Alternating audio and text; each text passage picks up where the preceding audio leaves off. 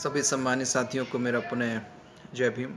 सम्मानित साथियों, आप जानते हैं कि पिछले कुछ दिनों से मैं लगातार वीडियो अपलोड कर रहा हूं और मैं बताने की कोशिश कर रहा हूं। और आप सब जानते हैं कि कोरोना लॉकडाउन में कितनी ज़्यादा समस्या इस बहुजन समाज और एक प्रकार से सर्व समाज पे आ पड़ी है। सर्व समाज में से यदि हम 85% को निकालते हैं, 85% मतलब अनुसूचित जाति, अनुसूचित जनजाति और अन्य पिछड़ा वर्ग, इस पे बहुत ज़्यादा समस्या है। आर्थिक रूप से ये समाज एक आर्थिक रूप से सबसे ज़्यादा पीड़ित है।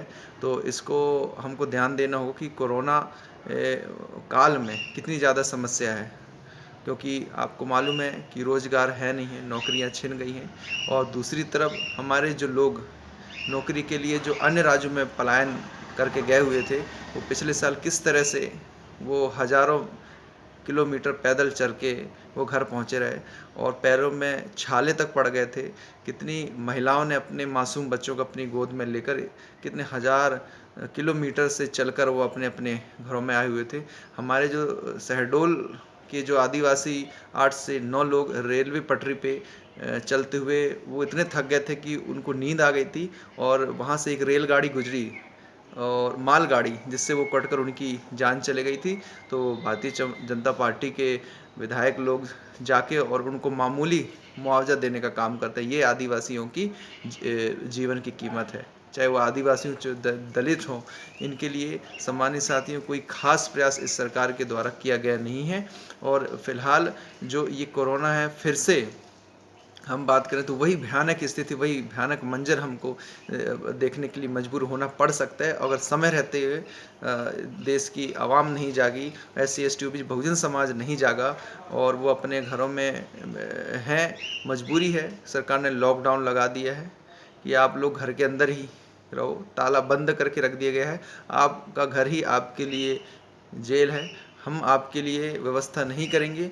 आत्मनिर्भर भारत का निर्माण करना है, इसलिए आप आत्मनिर्भर हो, आप सेल्फ डिपेंड हो, खुद अपनी जान की रक्षा खुद करो। इस तरह से लग रहा है कि सरकार की यही नीयत है। तो साथियों, हम सबको मालूम है कि गरीब समाज के ऊपर कितनी ज़्यादा आफत है। अमीरों को अमीरी से कोई फ़र्क नहीं पड़ने वाला है। उसको आलू प्याज टमाटर की कीमत से कोई फ़र्क नहीं पड़ता है। पेट्रोल डीजल की महंगाई से उसको कोई फ़र्क नहीं पड़ता है। उसके बच्चे देश विदेश में पढ़ते हैं। सम्मानित साथियों, भारत के हमारे अपने लोग यहीं के हैं, बाहर कहीं नहीं जाने वाले हैं। जो लोग बाहर से आए हुए थे वो ही देश विदेश में जाकर वो अलग से अपना जो है अब बच्चों को पढ़ाने लिखाने को नौकरी कराने का काम कर रहे हैं। और हम लोग यहाँ भारत में रहते हैं और वोट का अधिकार बाबा साहब अम्बेडकर साहब के देन के कारण तो मिला है, लेकिन वोट हम अपने लोगों को न देके, राजा हम अपने लोगों को न बना के, हम अपने भारत के लोगों को शासन सत्ता न सौंप के उन्हीं विदेशियों को जो 2500 साल पहले आए हुए थे, वो जो हमें गुलाम बनाए थे, हम उनको ही अपना अमूल्य वोट देकर और उनको हमारे ऊपर राजा बनाने का काम करते हैं। सबसे बड़ा नुकसान तो हम खुद ही करते हैं, क्योंकि आज़ादी के इतने साल बाद भी हम वोट के अधिकार को हम समझे ही नहीं कि वोट कितनी कठिनाइयों से हमको बाबा साहब अम्बेडकर साहब ने दिया था, जिनकी जयंती हमने अभी 14 अप्रैल को मनाया था। लेकिन समाज के लोग बाबा साहब के किए गए प्रयासों से अनभिज्ञ हैं। बहुत दुख होता है कि बाबा साहब अम्बेडकर साहब ने वोट का अधिकार दिया, वो बेचने के लिए नहीं दिया था। लेकिन वही पूंजीपति धन्ना सेठ लोग जो जातिवादी व्यवस्था को टिकाए रखना चाहते हैं, इस जातिवादी व्यवस्था को ख़त्म करने के लिए हमारे बहुजन समाज पार्टी के जन्मदाता और संस्थापक मानव काशीराम साहब ने 14 अप्रैल के ही दिन, आपको विदित होगा कि 14 अप्रैल सन 1984 को बहुजन समाज पार्टी की सरकार बनी। सरकार बनने के बाद हमने उत्तर प्रदेश में लाखों दलितों, आदिवासियों, अन्य पिछड़े वर्गों को शिक्षा में, नौकरियों में बराबर प्रतिनिधित्व दिया था। वहाँ इतना ही नहीं, हम लोगों ने वहाँ पे जो प्राइवेट कंपनी है वहाँ भी आरक्षण की व्यवस्था किया हुआ था। आरक्षण एक प्रतिनिधित्व है, रिप्रेजेंटेशन है, मौका है, अवसर है। हम लोग को आरक्षण समानता लाने के लिए मिला है। जब हम उन स्वर्ण समाज के लोग के बराबर हो जाएंगे, जब हमारे साथ जातिवाद खत्म हो जाएगा, जाति खत्म हो जाएगा, तब हमको आरक्षण की जरूरत नहीं पड़ेगी। इसलिए तब तक आरक्षण रहेगा जब तक जातिवाद इस देश में, सम्मानित साथियों। और जातिवादी मानसिकता के लोग सुप्रीम कोर्ट में बैठे हैं, यूनिवर्सिटी के कुलपति बन के बैठे हुए हैं, बड़े बड़े उच्च सरकारी संस्थाओं में बैठे हुए हैं। आप सब लोगों को मालूम है कि लोकतंत्र नाम की कोई चीज़ नहीं, सब खत्म हो चुका है। लोकतंत्र तो वही खत्म हो गया है जब कांग्रेस पार्टी के 22 विधायकों को भारतीय जनता पार्टी ने खरीद कर अपने भारतीय जनता पार्टी में शामिल किया था। तो कांग्रेस बीजेपी चोर चोर मुसेरे भाई समाज साथियों, मैं इसलिए बोल रहा हूँ कि बहुत सारे लोग समझते हैं कि राजनीति इस देश के लिए ठीक नहीं है, राजनीति समाज के लिए ठीक नहीं है। तो राजनीति को ऐसा कहने वाले लोग सबसे ज़्यादा राजनीति में है। SC ST OBC को भ्रमित करके रखना चाहते हैं, टुकड़े टुकड़े में बांट कर रखना चाहते हैं। इसलिए सम्मानित साथी, हम लोग को दुश्मन की चाल, चरित्र और चेहरों को जानना होगा, पहचानना होगा। हमारे समाज अभी राजनीति से अनभिज्ञ है। जो लोग बोलते हैं कि राजनीति ठीक नहीं, गंदी चीज़ है, वही सबसे ज़्यादा राजनीति में, वही सबसे ज़्यादा पॉलिटिक्स कर रहे हैं। सिर्फ हमारे SC ST OBC के मन और मस्तिष्क में डाल कर रख दी है कि राजनीति से दूर रहो, राजनीति गंदगी है। लेकिन सम्मानित साथियों, हमारे देश के जो संविधान निर्माता परम पूज्य बाबा साहब डॉक्टर भीमराव अम्बेडकर जी ने बोला था, जब तक अब राजनीतिक रूपी मास्टर चाबी अपने हाथों में नहीं देते थे, तब तक SC ST OBC यानी कि 100 में से जिसका 85% जनसंख्या आबादी के हिसाब से 85% है, वो शासन सत्ता में तब तक नहीं आ सकता जब तक उसकी मास्टर चाबी उसके अपने हाथों में नहीं दे सकते। इसलिए समाज साथियों, आपको वोट का अधिकार मिला है, वोट को बेचने के लिए नहीं मिला है। लेकिन अभी भी समाज राजनीतिक चेतना की कमी कारण वोटों को बेच देता है। ये मेरे सम्मानित साथियों, आप लोग को भारतीय जनता पार्टी कांग्रेस के चाल चरित्र चेहरा, उनकी कथनी और करनी में फ़र्क है, ये समझना पड़ेगा। क्योंकि आपको मालूम है कि यहाँ की ब्यूरोक्रेसी, जो लोकतांत्रिक देश की, जो भारत की जो ब्यूरोक्रेसी सिस्टम है, यहाँ पे राजनीति हावी है। जो नौकर राजनीतिक रूप से जिस ब्यूरोक्रेसी प्रशासनिक अधिकारियों को हम नौकरशाही बोलते हैं, नौकरशाही मतलब SP DSP IG, जो ये कलेक्टर रहते हैं, ये नेताओं के, ये जिसकी सरकार रहती है उसके दिशा निर्देश पे काम करने का काम करते हैं। हम लोग थाने तहसील जाते हैं, यदि मामूली आदिवासी या दलित समाज के ऊपर अन्याय अत्याचार उत्पीड़न हो रहा है, इसके लिए हम थाने में जाते हैं। तो थाने में जिसकी सरकार होती है तो थानेदार उसकी बात को सुनेगा, क्योंकि कलेक्टर मुख्यमंत्री के दबाव में होता है। तो समाज साथियों, पूरा प्रशासनिक अधिकारी नेताओं के इशारे पे, उनकी दसारे पे काम करते हैं, उनके दिशा और इशारे पे काम करते हैं। उसी प्रकार समाज साथियों, अभी बहुत सारे मुद्दा हैं। अगर जनता सरकार की इस बेरोजगारी को नहीं भुना देती है, बेरोजगारी बहुत बड़ी मुद्दा है, रोजगार नहीं है, महंगाई और नोटबंदी, ऊपर से कोरोना लॉकडाउन में कितने लोग तालाबंद है, मतलब घर के अंदर हैं, जिनके पास नौकरी नहीं है। तो समाज और ये जनता अभी भी नहीं जाग रही है। इतना हाहाकार मचने के बाद कितने सारे लाखों शव पूरे भारत भर में दिन भर जलाए जा रहे हैं। शव ग्रहों शमशान घाट में जगह नहीं है लाशों को जलाने के लिए। इतना खतरनाक समस्या सम्मानित साथियों, तो आप लोग को शासन प्रशासन के विरोध में आपको आवाज़ उठाना पड़ेगा। आपको यह भी बता देना चाहते हैं कि देखिए, राजनीति किस तरह से हावी है, प्रत्येक घर में हो रहा है। भारत के हर एक इंसानों पे राजनीति हावी है और वो इसका शिकार भी हो रहे हैं। जो बोलते हैं कि हम राजनीति में नहीं आना चाहते, हम एकांत में ठीक हैं, तो उससे वो खुद ही पीड़ित है सबसे ज़्यादा। तो इसका उदाहरण ये बता दूं कि पूरे भारत में इस समय 5 राज्यों में चुनाव हो रहे हैं विधानसभा का।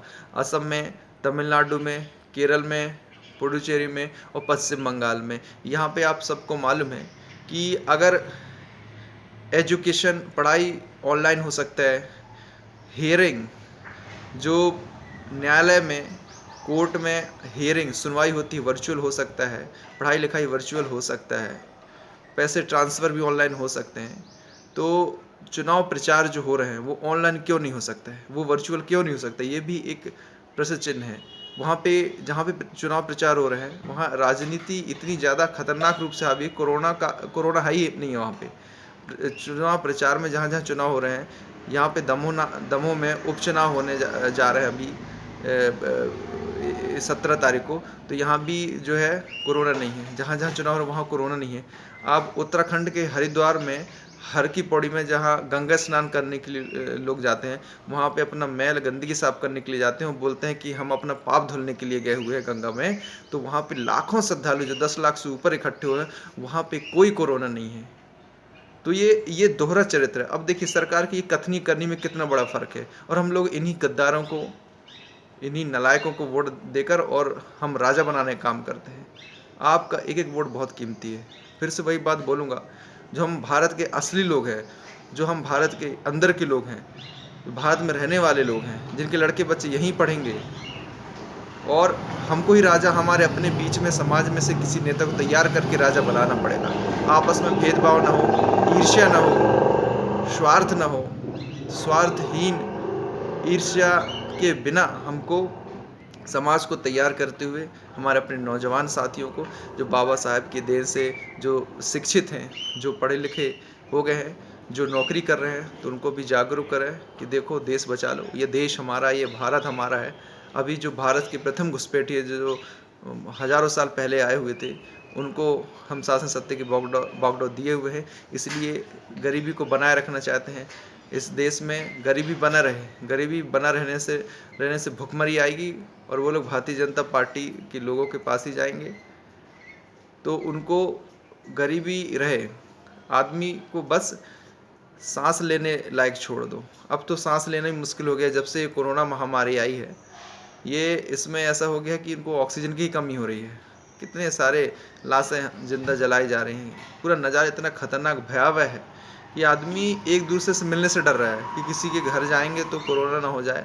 वो आदमी हमसे मिलने से डर रहा है, पानी पिलाने से डरेगा, चाय पिलाने से डरेगा, किसी से कोई मिले ना, सब लॉकडाउन ताला बंद हो जाओ। ये लॉकडाउन करने मात्र से ये बीमारी जो है इसकी चेन टूटने वाली नहीं है। सरकार को उचित व्यवस्था करना होगा, हमें मानव जनजीवन को बचाना है। यह कुदरत ने एक बहुत बड़ी सीख दी है कि किस तरह से आप लोग जो है मानवता को बना के रखो। यहाँ कुदरत ने किसी के साथ कोई भेदभाव नहीं किया है। यहाँ सिर्फ दो ही कौम है कुदरत में, एक नर है और एक मादा है, एक महिला एक पुरुष है। इसके बाद ना कोई जाति है ना कोई धर्म है। धर्म हजारों साल पहले जो धर्म होता था वो प्रकृति के स्वभाव को बोला जाता था। प्रकृति का स्वभाव क्या है? बर्फ का काम है जमना, वो एक धर्म है, उसका स्वभाव है। स्वभाव को ही धर्म कहा जाता था हज़ार साल पहले। पानी का धर्म है शीतल देना, प्यास बुझाना। आग का धर्म है जलना और जलाना।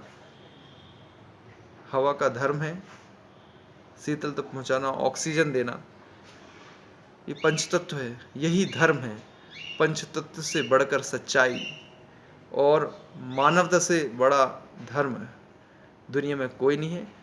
ये सब कुछ संकुचित और संकीर्ण मानसिकता के लोग, एक इंसान दूसरे इंसान पर राज करने के लिए ये इंसानों को धर्मों में, जातियों में, जाति के अंदर उपजातियों में बांट दिया है। और इसकी वजह से हम लोग बहुजन समाज के लोग टुकड़ों में बटे हुए हैं। SC ST OBC समाज टुकड़ों में बटे हुए हैं। जिस दिन एक होके ये 85% समाज शासन सत्ता की मास्टरी अपने हाथों में ले लेगी, तब ये कोरोना काल जैसी जो महामारी आई है इसकी समुचित रूप से रोकथाम हो पाएगा। क्योंकि अभी बहुजन समाज एक नहीं है। हम न्याय उन्हीं को मांग रहे हैं जो सदियों से हमको गुलाम बना के रखा है। साथियों, ये बहुत सारी बातें हैं, इसलिए आप लोग इस बात को सोचें और गंभीरता के साथ चिंतन मनन करें और मानवता को सर्वोपरि रखते हुए बिना किसी भेदभाव के आप लोग मानवता के लिए काम करें। और हम आने वाले समय पे बहुजन समाज पार्टी की सरकार बनाएं, ऐसी मैं आशा उम्मीद करता हूँ। इन्हीं शब्दों के साथ समाप्त करता हूँ। जय भीम, जय भारत, नमो बुद्धाय। कोरोना गाइडलाइन का पालन करते हुए शासन प्रशासन के हर कमियों को आप लोग उजागर करने का काम करें, तभी लोकतंत्र सुरक्षित रहेगा। जय भीम, जय भारत, नमो बुद्धाय।